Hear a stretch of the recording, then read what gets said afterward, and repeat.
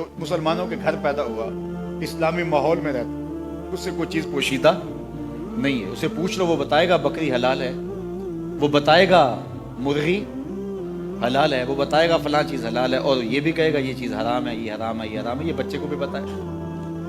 تو فرما ان الحلال بین و ان الحرام، حلال بھی واضح اور حرام بھی واضح، اور اس کے درمیان کچھ شبہ والی چیزیں. کچھ چیزیں واضح ہیں کہ یہ حلال ہے، کچھ چیزیں واضح ہیں کہ یہ، درمیان میں کچھ چیزیں ہیں کہ جس میں کوئی شبہ ہے. زیادہ لوگ نہیں جانتے انہیں، علماء ہی جانتے ہیں. کسی نے کہا کہ یار یہ پتہ نہیں حلال ہے، کسی نے کہا پتہ نہیں حرام ہے.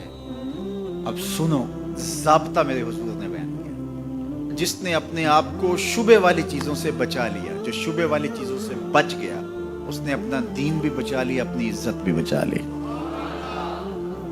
آپ کو یہ یقین ہے کہ یہ کھانا جو پکا ہے بالکل ٹھیک ہے، صحت افزا ہے، تو آپ اس کو رغبت سے لے لیتے ہیں.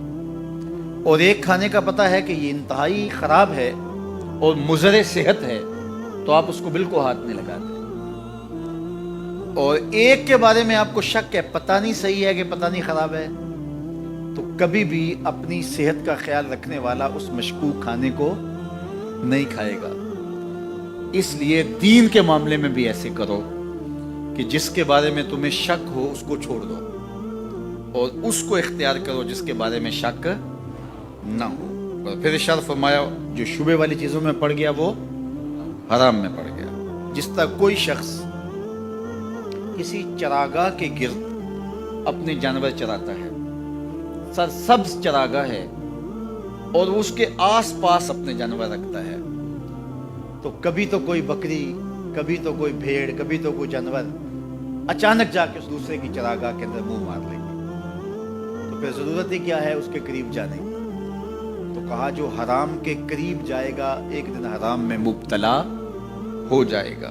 ہر بادشاہ کی کوئی چراگاہ ہوتی ہے، اس نے ایک مخصوص چراگاہ رکھی ہوتی ہے، اس میں اس کے جانور چرتے ہیں، اور کسی کا جانور اس میں وہ آنے نہیں دیتا. بادشاہ کی غیرت ہوتی ہے، اس نے باڑ لگائی ہوتی ہے، لیکن اگر کوئی اس چراگاہ کو عبور کر لے تو وہ بادشاہ جو ہے وہ غیرت کی وجہ سے اس جانور کو پھر چھوڑتا نہیں ہے کہ یہ میری چراگاہ میں آیا کیوں.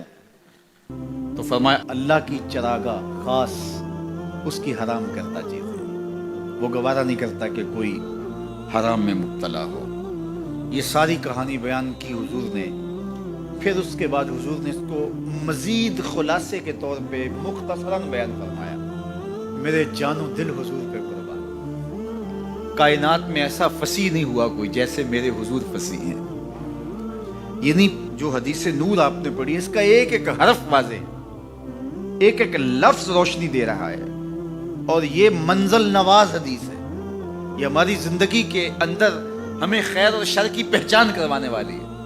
لیکن اس کے بعد پھر میرے حضور نے اس کو دوسرے پیرائے میں بیان کیا. کتنا خوبصورت انداز ہے، سن لو.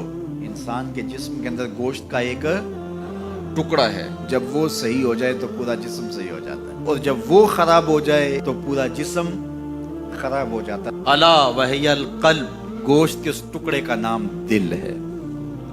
دل اگر ٹھیک ہو گیا تو پورا جسم، اور دل خراب ہو گیا تو پورا جسم خراب ہو گیا. اس لیے وہ رومی نے کہا تھا دل بدست آور کہ حج اکبر است. دل کو قابو میں لیا، یہ حج اکبر ہے. وہاں تو پھیرے کاٹے لیکن تیرا دل کہیں اور تھا، تو کہا نہیں، دل بدست آور کہ حج اکبر است، از ہزاراں کعبہ یک دل بہتر است. کہا کہ 1000 کعبے سے ایک دل بہتر ہے. کیوں؟ کعبہ بن گاہے خلیل اطہر است. کعبہ حضرت ابراہیم کی گزرگاہ ہے، دل گزرگاہ جلیل اکبر است، اور دل رب جلیل کی گزرگاہ ہے. اور اقبال بولا خودی کا نشیمن تیرے دل میں ہے، خودی کا نشیمن تیرے دل میں ہے. اتنی بڑی کائنات چھوٹے سے دل میں کیسے آ گئی؟ اقبال نے کہا میں بات دلیل سے کر رہا ہوں. خودی کا نشیمن تیرے دل میں ہے، فلک جس طرح آنکھ کے تل میں ہے.